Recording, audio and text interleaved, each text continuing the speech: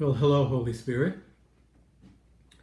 I was thinking this morning in preparation for this video, when Pope John Paul II, now Saint Pope John Paul II, when he visited Hollywood of all places back in the 1980s, he gave a talk in Hollywood in Burbank.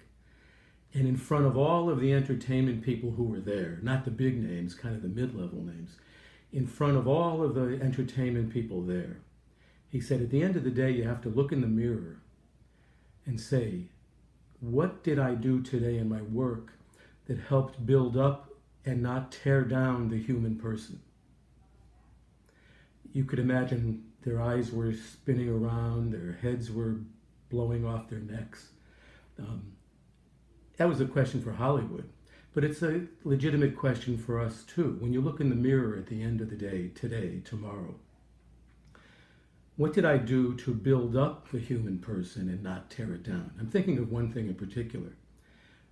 In my mind in recent months has been the letter of James the Lesser.